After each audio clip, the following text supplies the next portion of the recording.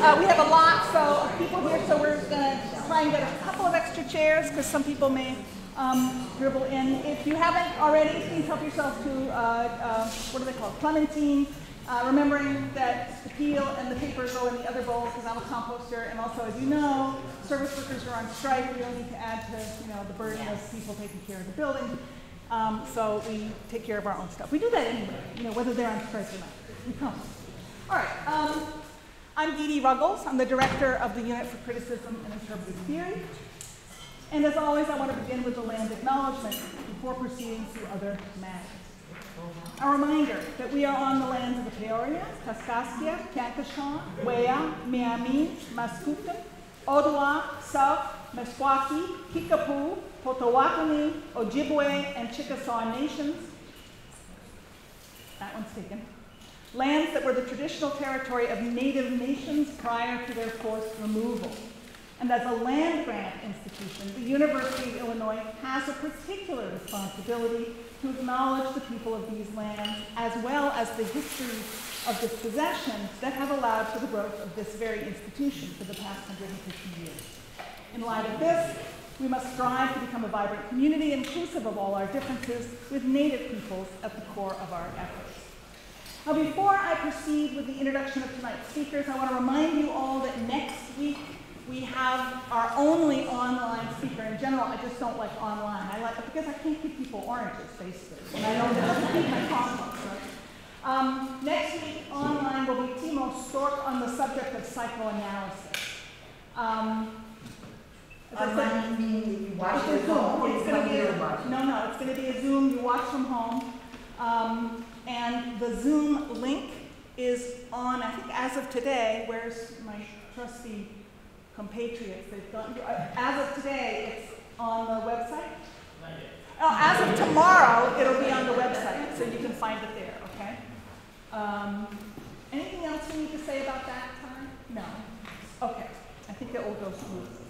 Well, today I have the great pleasure of introducing two of our own professors, Zsuzsa Gille and Lou Turner, for a forum on Marxism. And as you probably heard me explain several times, we're experimenting with a different way of exploring theory, which is instead of giving a lecture on it, to actually try and stage it as a conversation.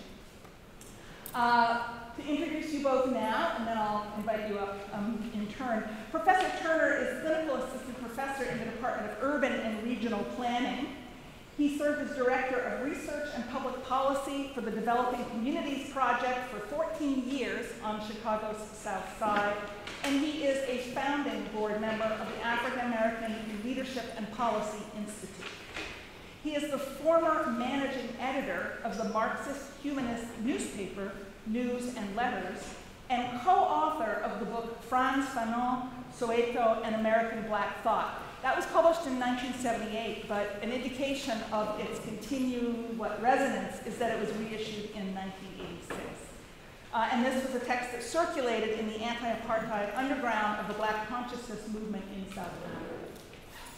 With UIUC professor Helen Neville, he co-edited Frantz Fanon's Psychotherapeutic Approaches to Clinical Work, Practicing Internationally with Marginalized Communities. That was just three years ago.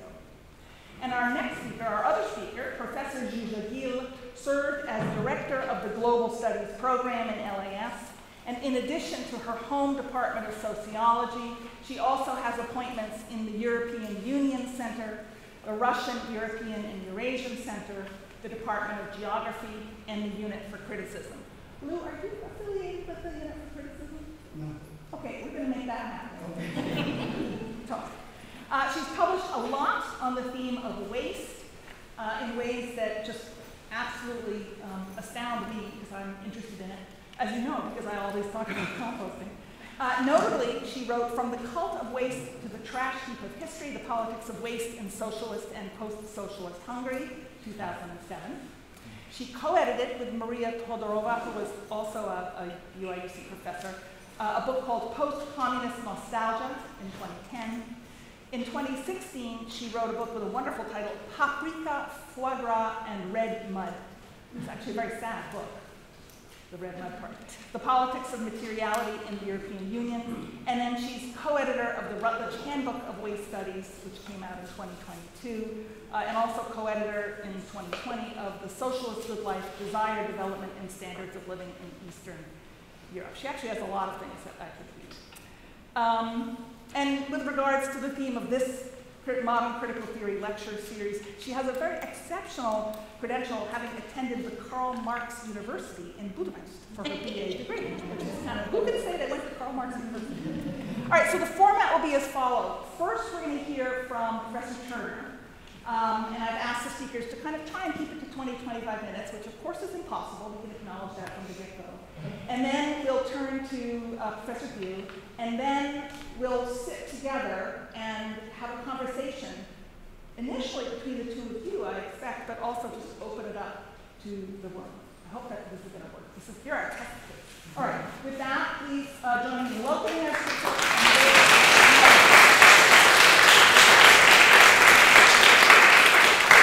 I wanted to start by saying I brought some interesting show and tell. This is the new translation of Capital, just came out this month. Princeton University Press. It's a new translation. I think it's the first translation in 50 years. Anyone interested in doing a study group? Around. If you look, I already found a mistake.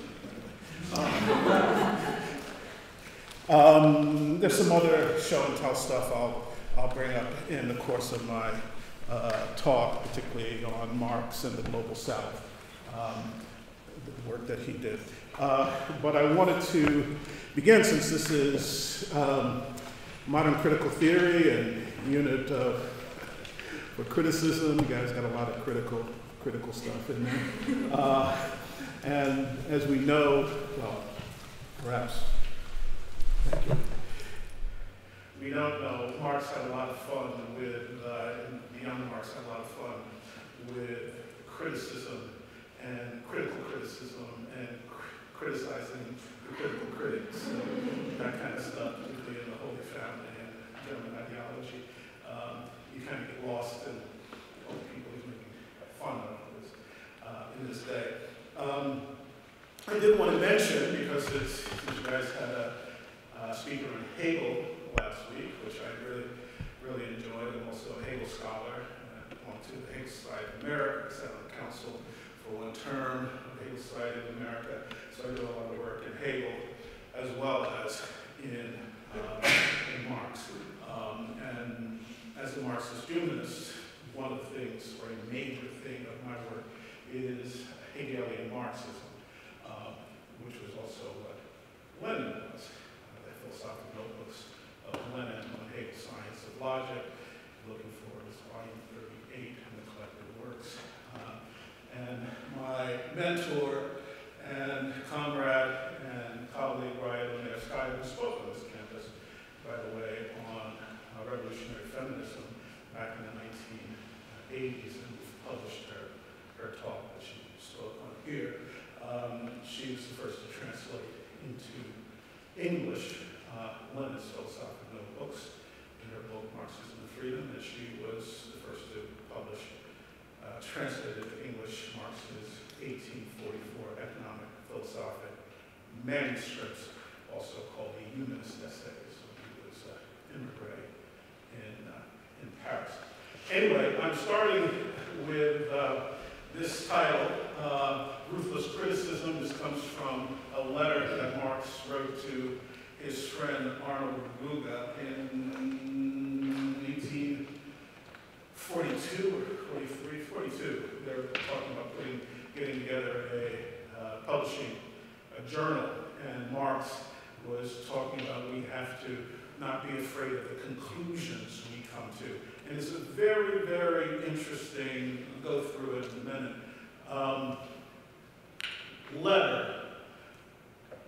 because it says what Marx thought criticism is and what it is not. So it's a very important letter. By the way, it's also, I think it's that letter or another letter, is where Marx talks about, defines what radical means. It means to go to the root of a question. I always thought that was an etymological thing, radish, young Marx was very much part of this whole turn toward criticism that was mostly among, it's called then the left Hegelians, that he was part of the school of. I guess just push down to the next one. I'm trying to figure out how to move to the next screen. Oh, there. It's just not showing it to me.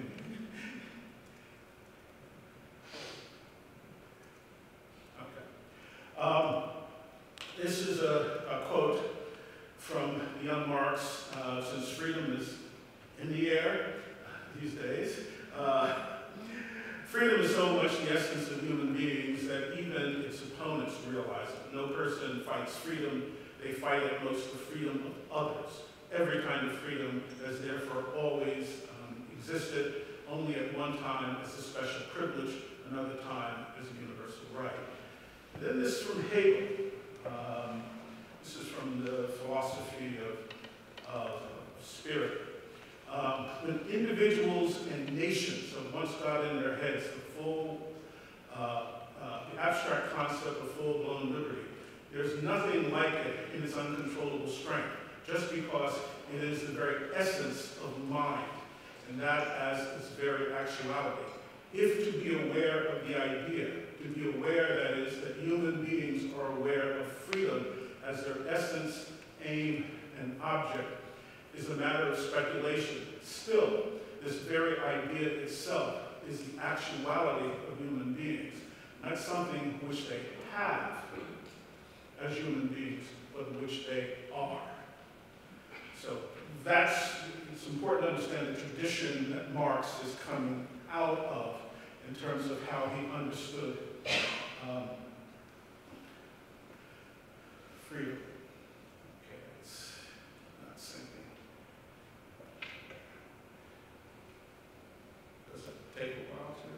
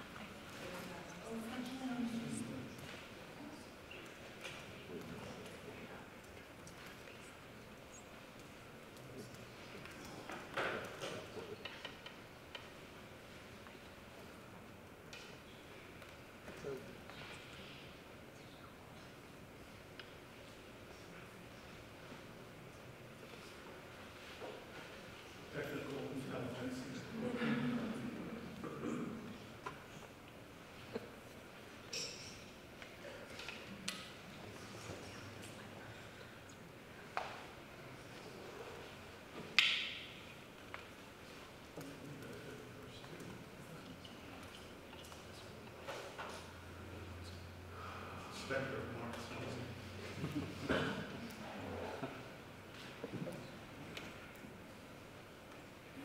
There you go. Okay, next.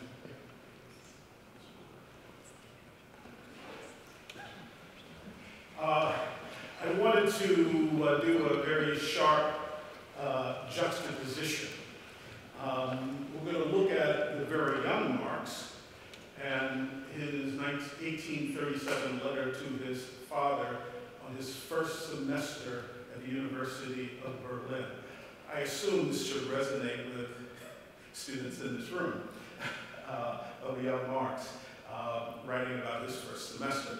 I want to juxtapose it to the very last photograph taken of Marx. He published it in the 1986 edition of my pamphlet, Franz Fanon's Suedo in American Black Thought.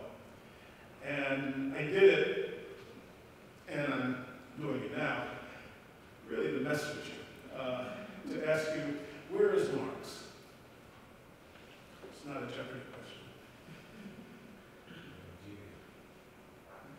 Where is he? This is the last picture taken of Karl Marx. In 1882. Huh? He's in Algeria. He's in Africa. He'd gone to Algiers for the cures, doctor sent him there. And we have letters and some of the readings for the course. And he he wrote to his daughters, particularly Laura, second daughter, who was married to a black man, Paul Farr, you may or may not know. It's very interesting. I think it's, here he is at the end of his life in Algiers and writing about North African culture and whatnot in letters. And here he is at the beginning of his academic career. Not quite the beginning, but close enough to the beginning. But he's writing back to his father about what he's studying. And since he's talking with Edie about what we're trying to do with this new format that would relate to the kind of work that we do, because I'm over in urban and regional planning with Ken and Tara and I. So what does Marx have to do with urban planning? It's challenging. I like challenges. And this letter kind of presents it. Marx as urban planner. Marx went to the University of Berlin, and everybody knows he went as both a law student and philosophy student. His degrees actually in philosophy. He writes to his father on studying cameralism, or cameralistics, as he says. And cameralistics is public administration and planning. And he talks about you can enter one way or the other. You can either, he says, an assessor friend of his said, well, since you're good on the law side, why don't you enter it from the legal side and then move over to the policy and planning side of it. But that's what this letter is about. And he lists all the books he's reading and whatnot. It's a fascinating letter. And I've read it, way back when, never paid much attention. There's a new biography of Marx. It's a multi-volume biography by Michael Heinrich. Check it out. I've read just all the biographies of Marx. One by this guy, University of Chicago Press. I don't know the name of it now. Well, on Sundays, Marx would take his daughters out to, was it Maitland Park in London or something, and they would sing Negro spirituals. Interesting.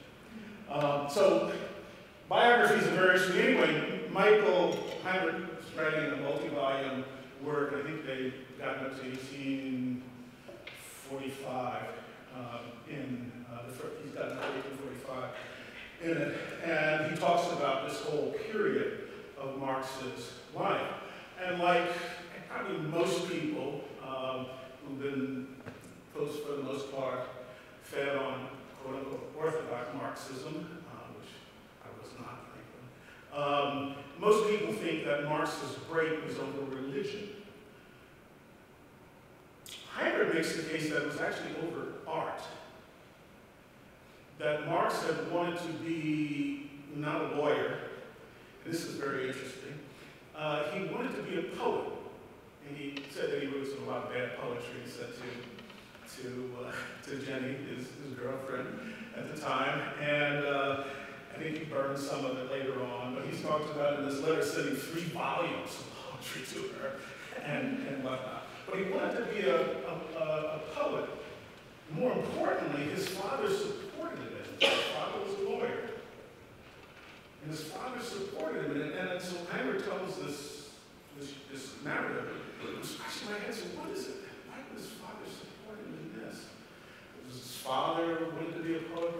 And then I realized that in Germany at the time, Russia, the poets were the public intellectuals of their day.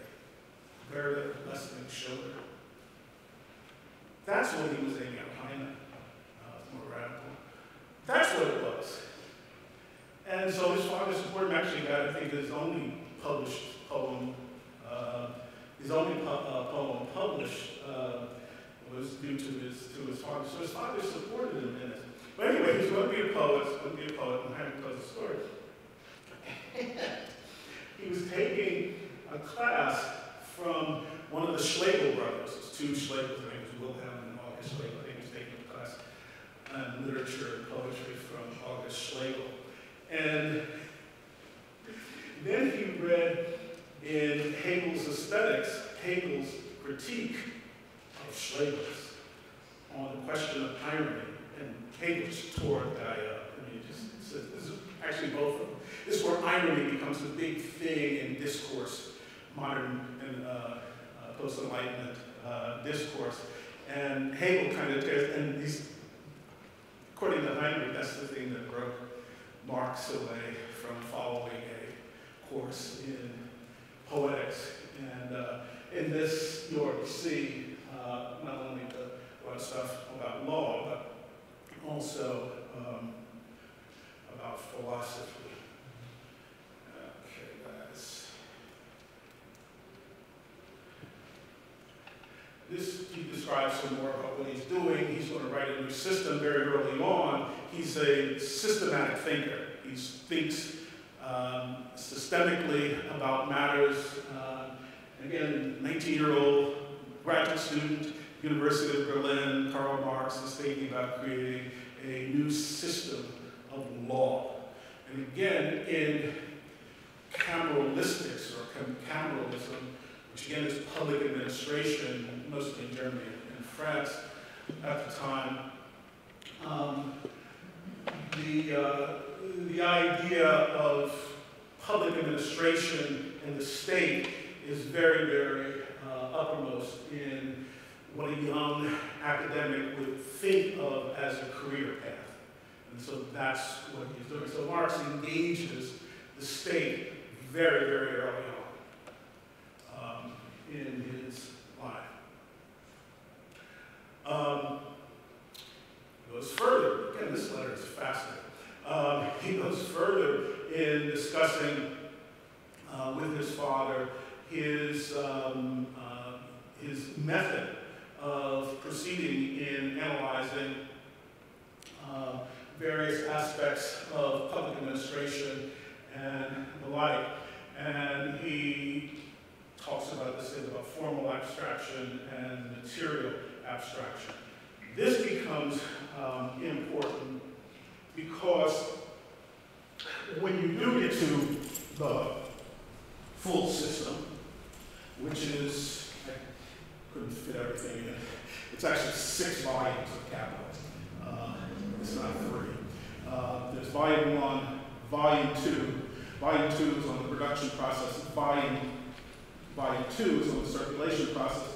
Volume 3 is on the production process as a whole, which is production and circulation.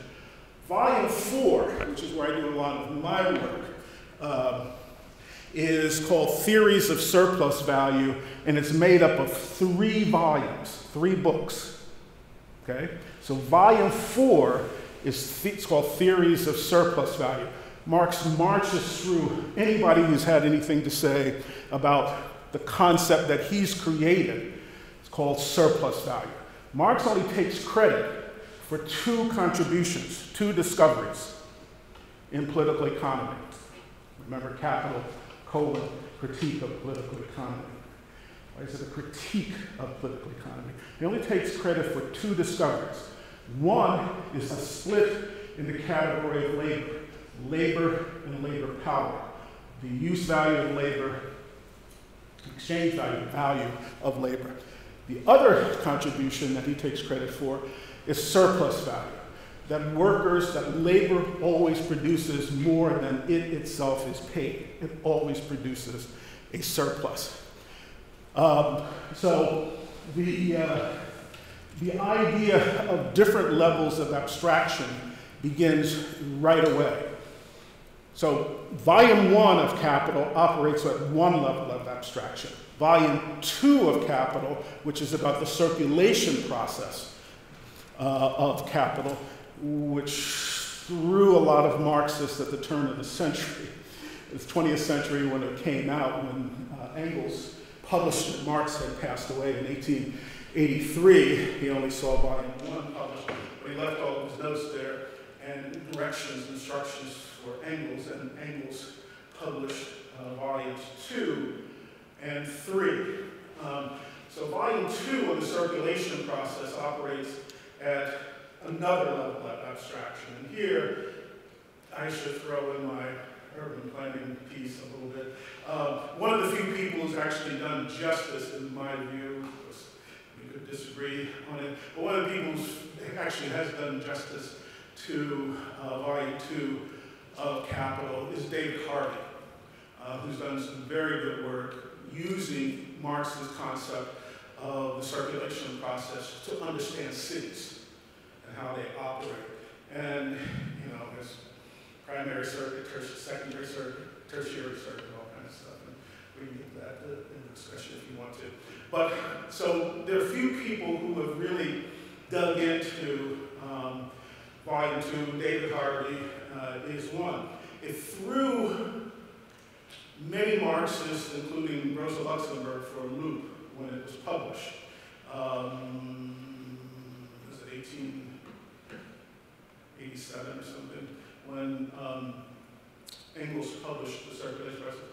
Because it's counterintuitive, because of the level of abstraction. So unless you understand the levels of abstraction that Marx's method is operating at, you would come to some very, very different conclusions than Marx. In fact, Luxemburg criticized Engels for what he made of the manuscript. She didn't criticize Marx. He couldn't possibly be this. And what it was is that Marx says that production produces the market. Production determines consumption. And it's counterintuitive, because all of us would probably think, oh no, it's our consumption. Certainly that's what you hear on the economic news, right? What is the consumer price index? What is, you know, the growth, the economic growth of the country, GNP, all that kind of stuff. So we think of consumption determining production. Volume 2 of Capital argues the very opposite, that production determines consumption, that production actually creates its own market. Now, and this gets to the other aspect, or another aspect of critique in Marx's method, and that is, I have a later on quote by Gramsci, beautiful quote by Gramsci. Anyone who wants to understand dialectics understand the philosophy of action.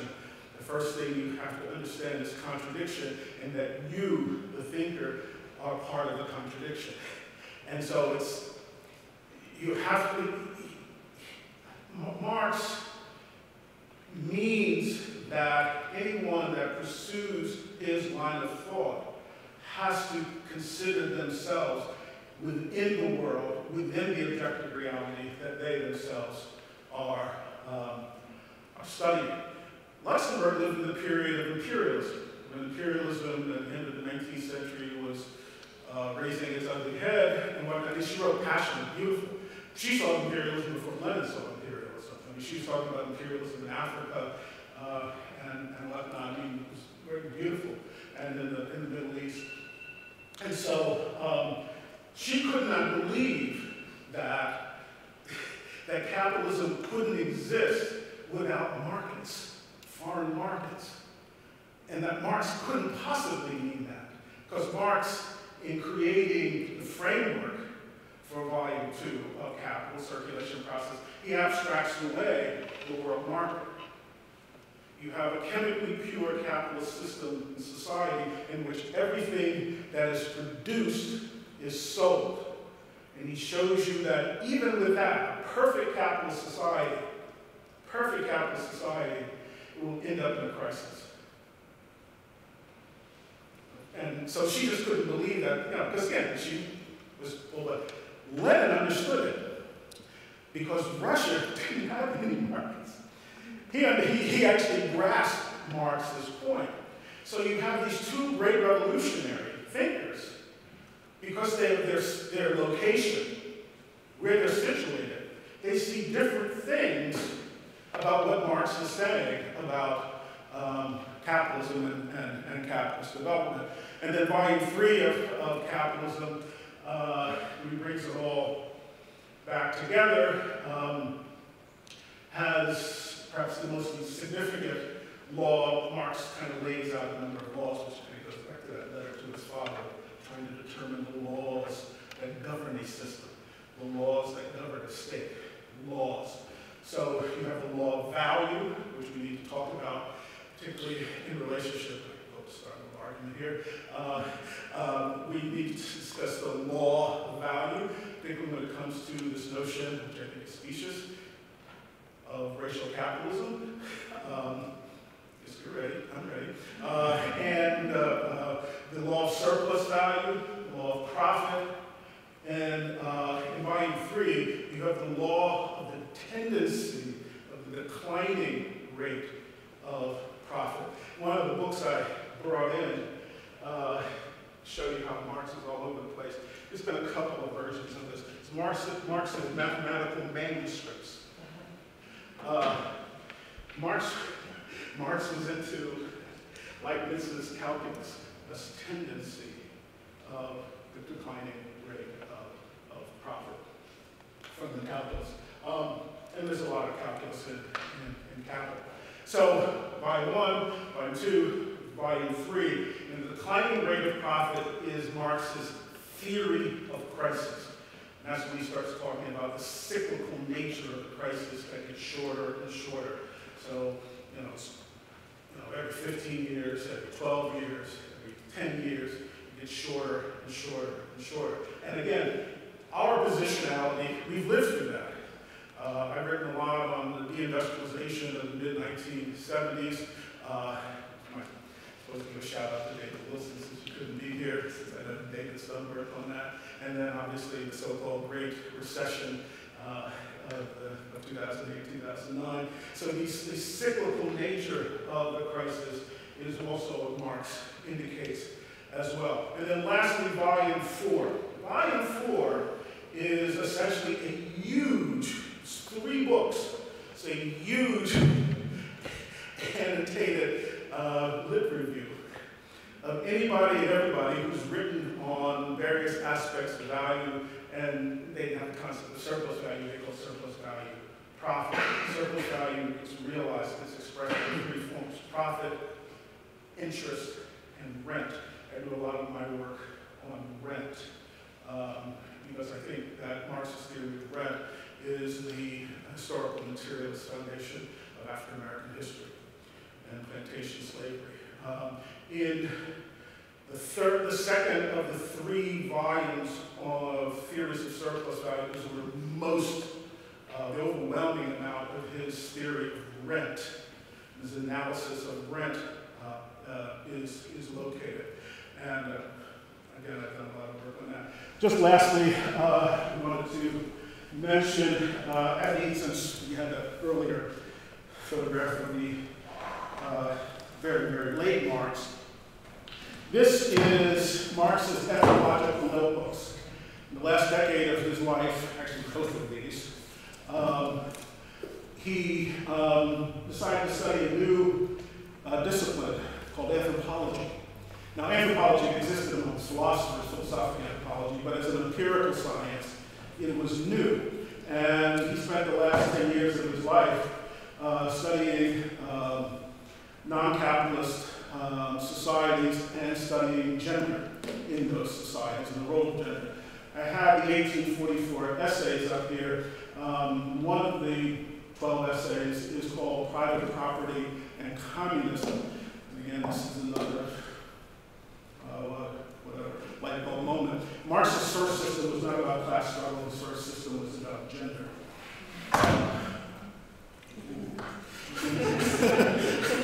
And he returns to it at the end of his life in looking at pre-capitalist societies and the role, then they called it Mutterrecht, mother right.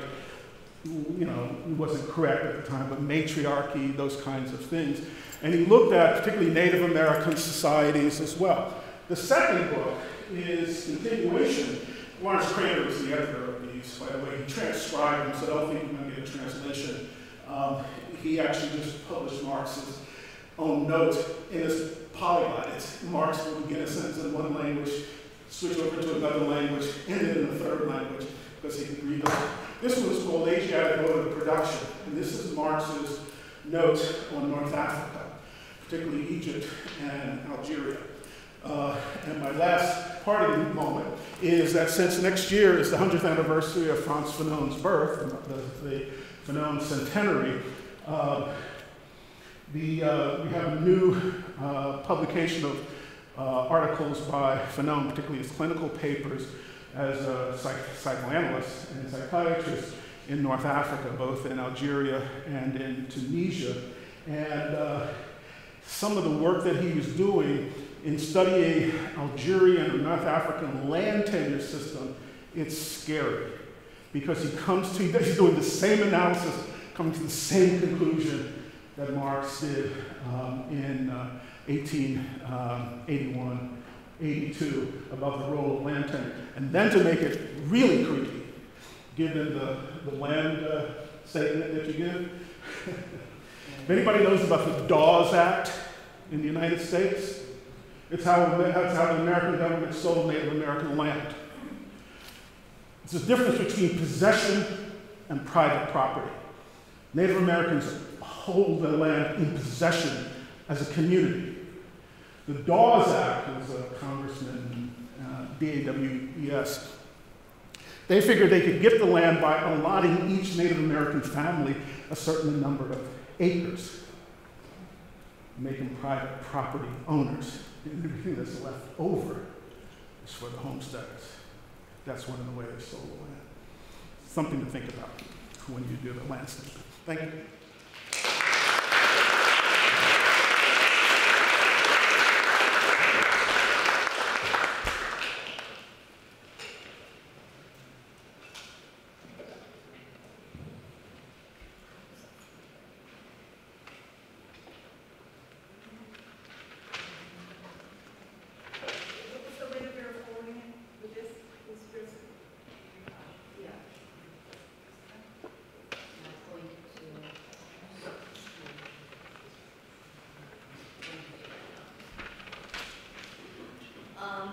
Hello, can you hear me?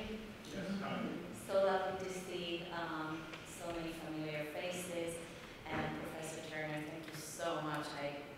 After all these years at my age, I didn't think I would learn anything, but I did. So thank you so much for that. My entry to Marxism is primarily going to be through the concepts of materiality and nature. And this has a lot to do with my upbringing, training, and research. As Professor Turgos mentioned, I grew up in a communist country. Actually, it was just existing socialism. It wasn't really a fully blown communist country, namely Hungary. And as a result, all of my education was Marxist and communist, especially when, as she mentioned, I attended the Karl Marx University of Economics. I love economics. And almost all of my professors were fairly orthodox Marxists. We had to read all volumes of the Capital, but then there were people who were so, young people who were so much into Marx as a kind of liberatory theory that in addition to our classes, they got together and read Capital once every week. But anyway, I felt that the training that I received in Marxist economics and Marxist philosophy was, it was a little bit like reading the Bible, where you can find, and it was treated as the Bible, kind of sacrosanct original text, right? It was a little bit like I could find and they could introduce me to justifications of almost anything that happened under existing socialism, including, censorship, oppression, existing poverty and homelessness. I mean, everything could be justified. And I was really, really turned off to Marxism. And so just to start, I want to say that I'm not a Marxist in the sense of Marxism as an ideology. I primarily use Marxism as an analytical tool. And I use it in combination with many other analytical and theoretical frames. Now, I was actually arrested in socialist Hungary when I was part of an illegal peace movement and a legal environmental movement. And so, you know, I had this very critical consciousness, and I always searched out those kinds of Marxists who were not in the kind of orthodox canon that we were taught. So I was really interested in neo-Marxism, I was interested in Gramsci, I was interested in the Frankfurt School. All of those were actually banned in Hungary, so it took me to get some samizdat, so-called illegal publications, to get to them. But because of my participation in the environmental movement, I really wanted to continue once I came to the United States in 1987, or 1988, so a year before communism collapsed, to understand how is it that according to Marx and communists, there should be no environmental destruction in a socialist country. After all, there was no private property. After all, the benefits and harms of production were equally socialized, right, as opposed to capitalism, where the benefits are privatized, but the harms, the health care, the cleanup costs are all socialized. So how is it that many socialist countries had almost like a worse environmental record than their capitalist Western counterparts? So that was my program during my graduate studies in sociology. And within that, I landed on a particular problem, and that is the problem of waste. Waste for me was primarily material, but I could not divorce waste as a material from its economic meaning, its moral, ethical meaning, and of course the kind of cultural phenomena, cultural trends that impacted what it is that we produce in the waste and how much we produce of it. So that was my research. So I turned to Marxism first whenever and I have written a lot and I teach about materiality, because for me, Marxism is still the only credible old form of materialism. And by the end of the talk, and if you read the readings I assigned, you know that now we can speak of a new materialism. So you can think of Marxism as old materialism. So what is materialism? And I realize that you represent varying levels of understanding and exposure to Marxism. So I don't need to insult your intelligence, so just bear with me. I might go through some stuff that some of you consider too basic. So materialism is a philosophy, and obviously it has many different kinds. For Marx, and this is just the basic tenet, being determines consciousness, the reason why you value certain things, the reason why you vote a certain way, the reason why you watch one type of TV show versus another is because of your class position. And at a macro level, materialism for Marx meant that base determines the superstructure. The base for Marx was basically the field of production. It was the forces of production that includes labor, natural resources, the level of technological development. And he says in order to understand what's in the superstructure, namely law, politics, culture, religion, education, political institutions, you really have to understand what's in the base. And that is what Marxist materialism means as it relates to social theory and historical theory. Materiality, obviously, is different from materialism. It's not a philosophy, it's simply an umbrella term to denote the physical world that surrounds us, nature, man-made objects, our bodies, and even more broadly, the way space is organized us, as well as the concrete practices and technologies we employ in our everyday life. So this is a very broad definition of materiality. Now, what are the problems with Marxist materialism that some of the texts, that all of the texts that you have read for today try to deal with, improve upon, or maybe even develop further in synthesis with some other social theories? The first problem is that often this idea that the base determines the superstructure is interpreted by critiques of Marxism as technological determinism.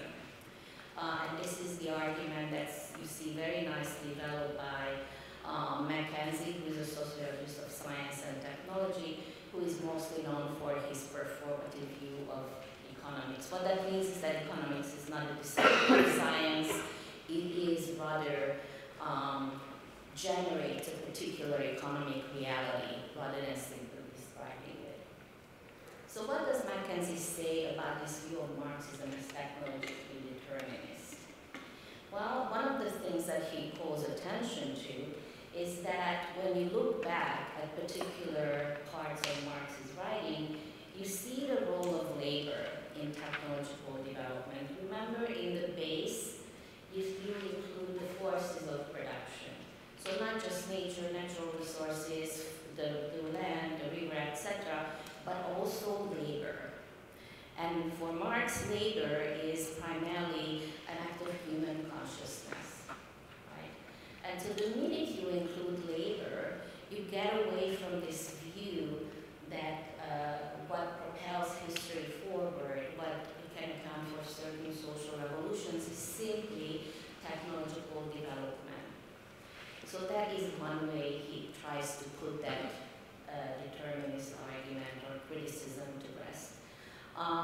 He also says very interesting things about the birth of the machine, the factory, how this was originally a form of labor that went into organizing labor in a particular way. Of course, in a capitalist factory, he argues, that organization is done by management, and it is done for particular political purposes. So this is no longer the realm of that fully conscious, fully free labor force that can organize itself, but rather it is something that's top down by management. Those of you who are interested in neo-Marxism, later, especially the Frankfurt School, takes up this issue of management as power, where, you know, a foreman no longer has to stand behind you to keep you producing more stuff. It's simply that the machine, especially if you think of the assembly line, dictates a particular pace of work. And you get angry not at management, but at the machine. And this is why there were so many Luddite movements. Workers who were angry at the machine, not just as replacing their labor, but also dictating an inhuman pace of work. He also mentioned something interesting, and that has to do with this concept of determinism.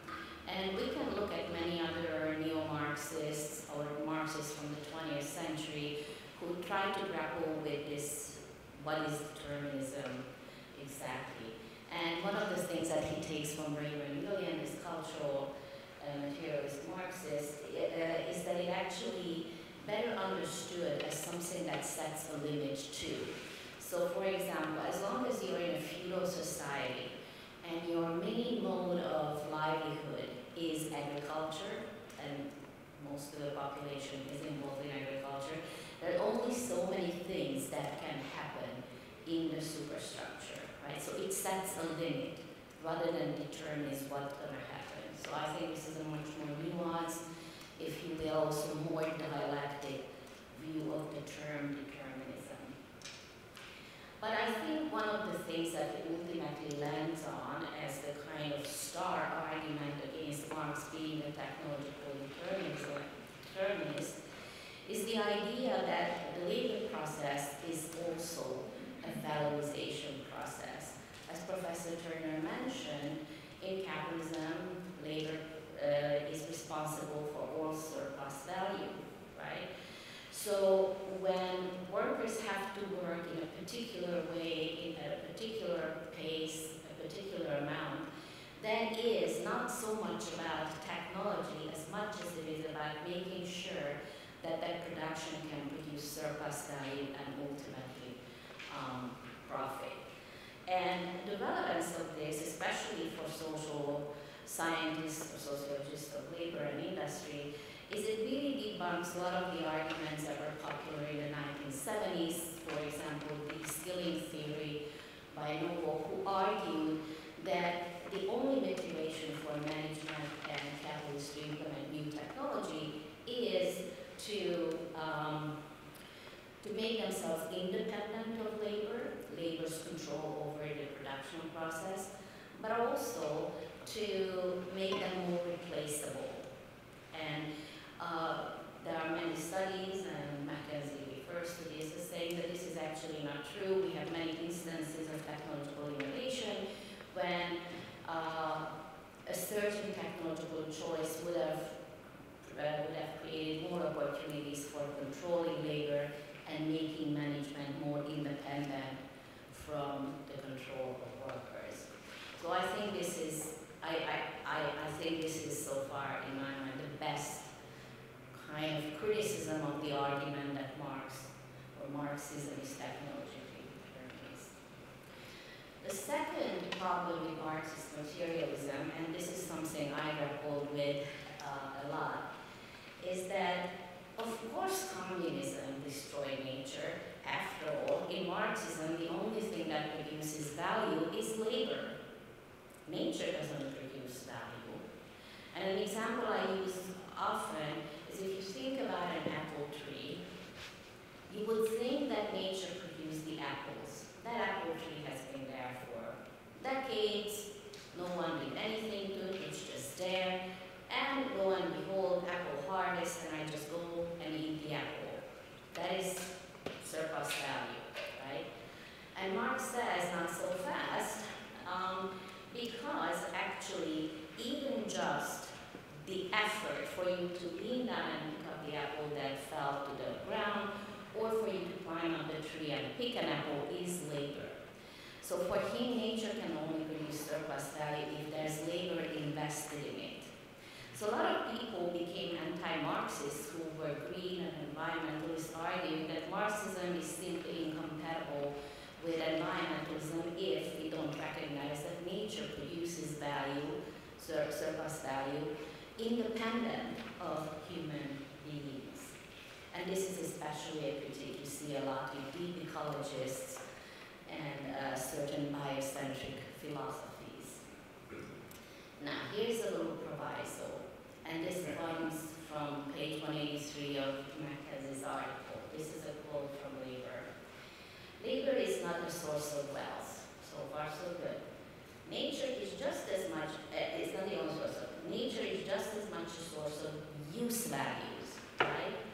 So this is important because while Marx acknowledged that, of course, nature produces use value, there's the apple, I eat it, therefore I'm less thirsty, less hungry, duh. Satisfy human needs, therefore it's a use value. But it is, this value is different from material wealth. It's not an exchange value, right?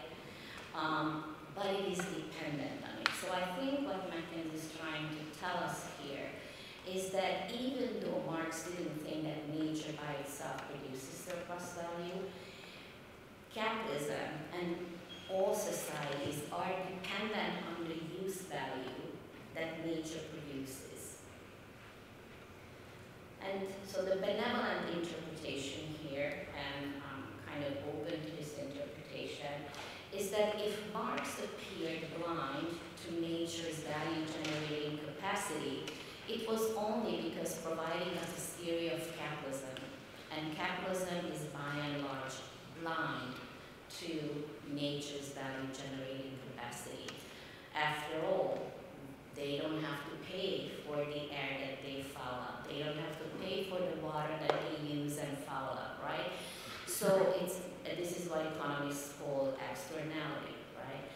So it is, I think, a plausible interpretation to say that Marx was aware that nature can produce use value, but this never went as far as denying that labor still has to be applied in order to use it as exchange value. A third problem with Marxism, Marxist materialism, and this is something that a couple of the articles that I deal with, and some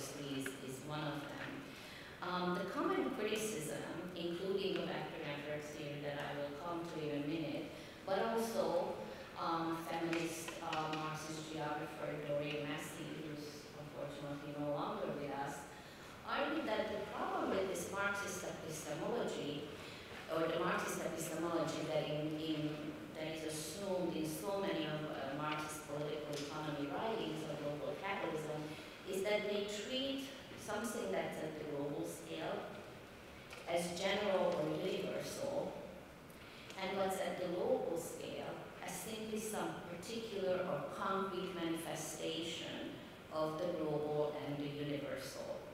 And I can't go into it, but a lot of problems with this epistemological assumption, and it is particularly problematic when the conflation of the level of abstraction with the social scale is mobilized to create or argue for a certain causality, namely that all causes reside at the global scale, and so there's global capitalism, and then what we see are simply effects of that global capitalism. And so this is something that many of us in the social sciences are trying to get away from in different ways.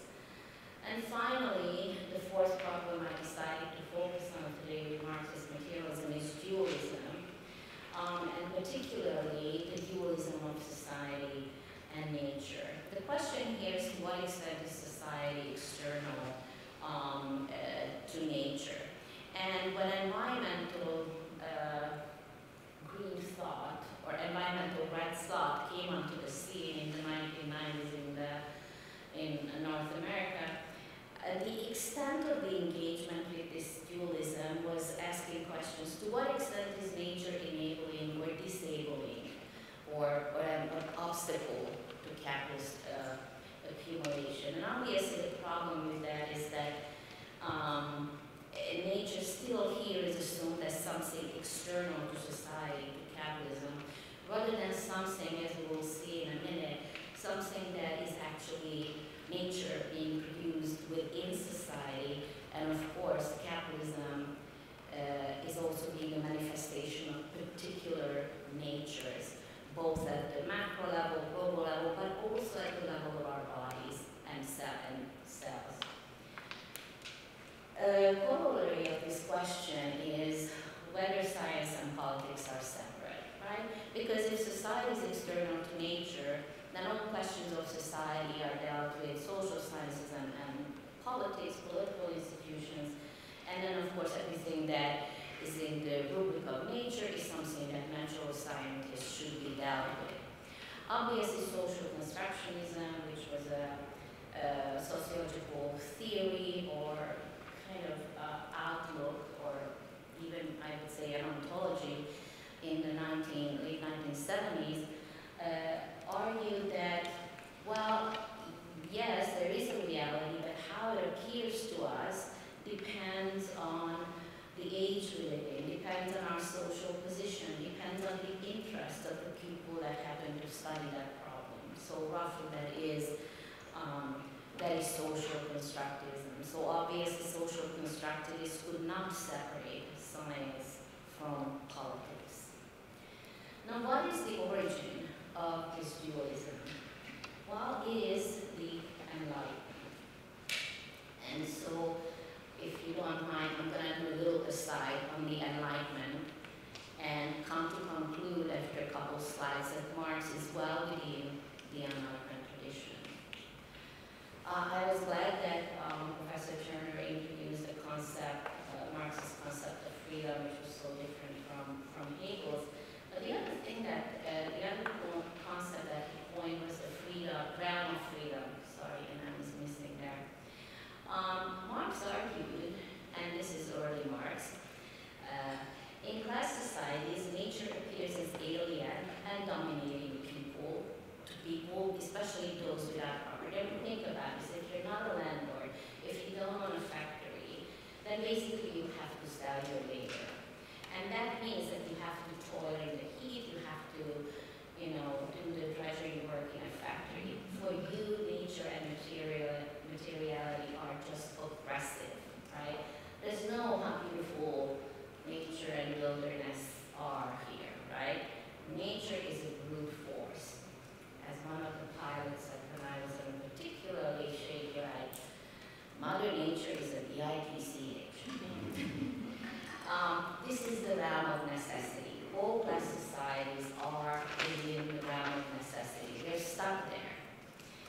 in communism, where the ownership of the means of production is in collective hands or the hands of the state, we can collectively become masters of nature.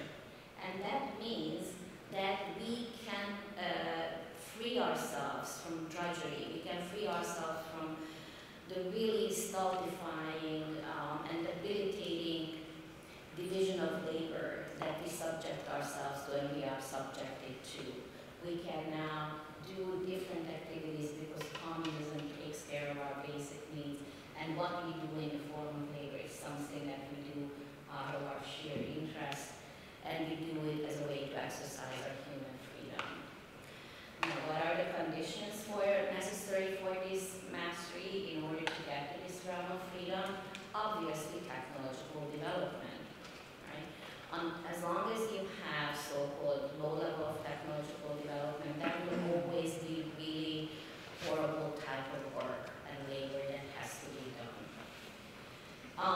And the goal of enlightenment was in general to bring freedom to people through knowledge. I mean, remember the French Revolution, the Enlightenment philosophers, they all, wanted to end the rule of the church and wanted to lower the clerical power because they felt that they were manipulating people, and they argued that instead of theologies and religious states, scientific rationality should take the place of leading thoughts and ideas that help us with our decision making.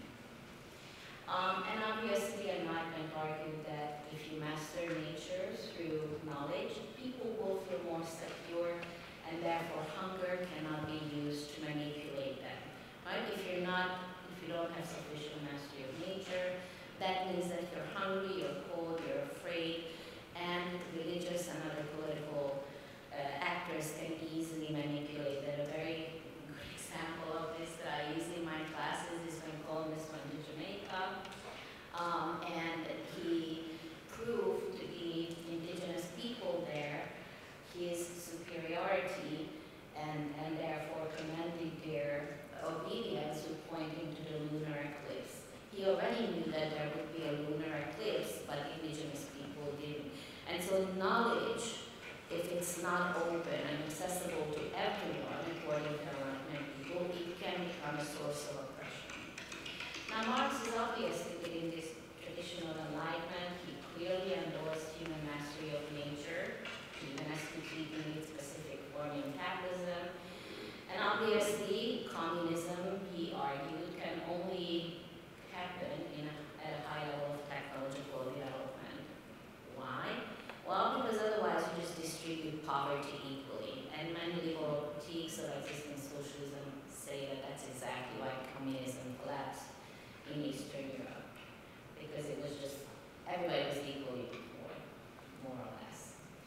So let me give you a little background on Latour and Actor network theory, which is, it's a theory, it's called a theory, but really it's a method of scientific investigation that argues, that really is the first theory after Marx, I would say, that takes materiality seriously.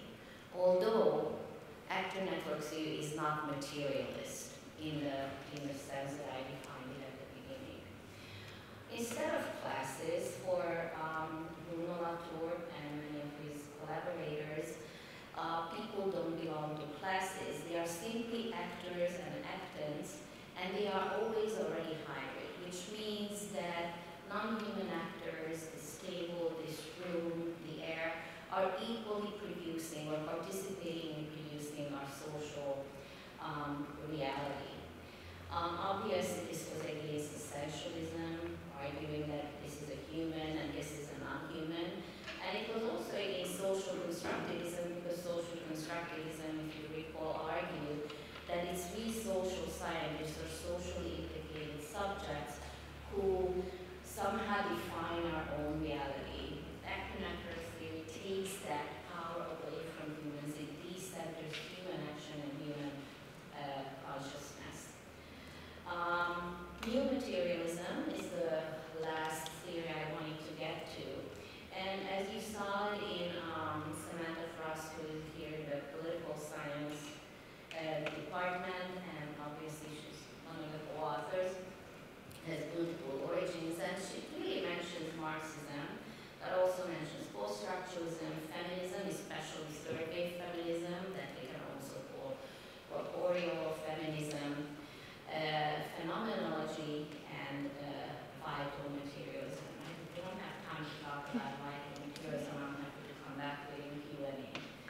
But I think what is really, really important, and maybe I'll conclude on this, and I think this is a brilliant thought.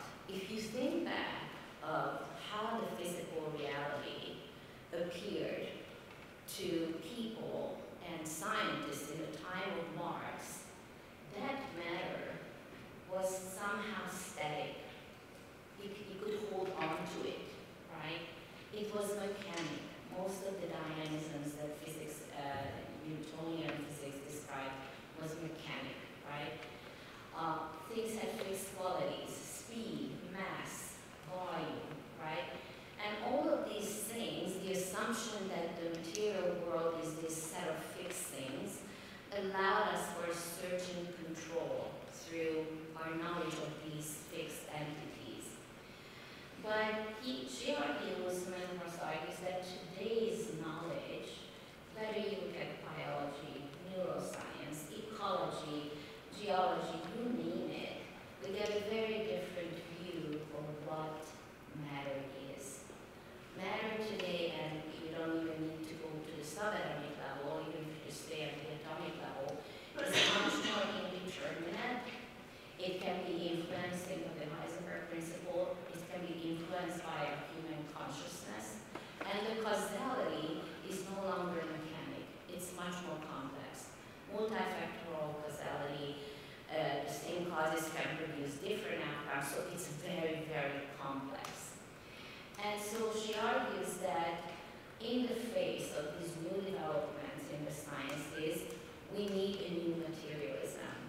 One that still understands us as being corporeal. Our surroundings is very important for our well-being and social development, but also as something that we have to somehow form policies and movements around in a very different way than in Marxist time. And obviously this has interesting implications for political subjectivity. And I will just close on this, that according to new materialism, to attend to these new physical scientific realities that we are confronted with, we have to recognize that human consciousness is embodied, meaning it's not all in our head, right? It's not like Descartes said, I think, therefore I am. I eat, I sleep, I make love, I pee, therefore I am, to put this in very simplistic terms. And one example of that she mentions is Rebina Nicholas Rose's excellent article on how disease categories, or when you're diagnosed with certain genetic conditions, when you embrace those, they can actually become your subjectivity, your identity, and they become a way to mobilize for certain political and policy outcomes. So that would be a really wonderful example of how being, this new sense of being determines consciousness, not in the old